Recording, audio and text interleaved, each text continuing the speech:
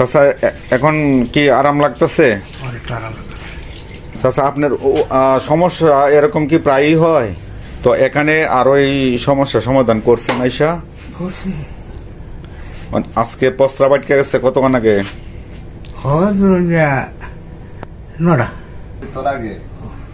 Doctor Saifullah যদিও পল্লী চিকিৎসক, কিন্তু এই বিষয়ে তিনি অনেক পারদর্শী। বিশেষ করে এই যে রোগীরা ওনারাই মুখে বলতেছেন এই সমস্যা যখন তাদের হয়, এখানে বেশ কয়েকবার এসে এই সমস্যা থেকে ওনারা রিলিফ পেয়েছেন। তো দর্শক, দরিদ্র রোগীদের যখন চিকিৎসার টাকা থাকে না, তখন এই পল্লী ডাক্তারাই তাদের একমাত্র ভরসা। আচ্ছা, তো এরকম রোগী কি প্রায়ই আসে আপনার এখানে? জি আসে। তো আপনি এই চিকিৎসা কতদিন ধরে করতেছেন? প্রায় 5 বছর। মানে এই অভিজ্ঞতা প্রায় 5 বছরের অভিজ্ঞতা।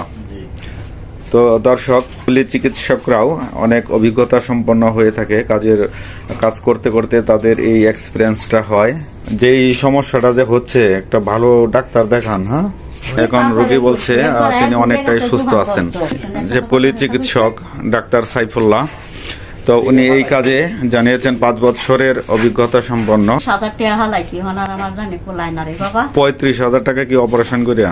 অপারেশন করা হয়েছে, পরীক্ষা মরীক্ষা নেওয়া হয়েছে, 6,000 টাকা দামের নল করা হয়েছে। আর ছেলে মেয়ে কয়জন? ছেলে মেয়ে আছে আল্লাহ মালিক, মেয়ে 2 ছেলে, কেউই নাই সব ঢাকা।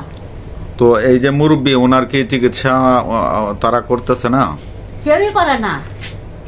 তাহলে এই যে এই রোগীর চিকিৎসা কিভাবে হয় এখন? আমার আর করার ভাবনা মানে কিন্তু এখন আর যেতে পারতেছেন আর কেউ, যাওয়ার তার টাকার সমস্যার কারণে চিকিৎসাটা মানে খরচ অনেক। টাকার সমস্যাই, আমি কি আর বেটেন মানুষ পারি? এখন কোনো কাজ করতে পারেন? কাজ করবো, তাহলে সংসার চলে কিভাবে? বাবা বলু গা রাখলে কেন লাভ নাই বাবা, কাজ কাম করে চাই। আপনি কি কাজ করেন? আমি বাসা বাড়ি কাজ করি।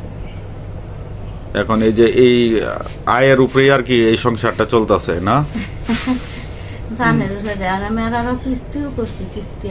তা আপনার যে বয়স, এই বয়সেও এখন কি আপনি কাজ করতে পারতেছেন? করার কিছু আছে।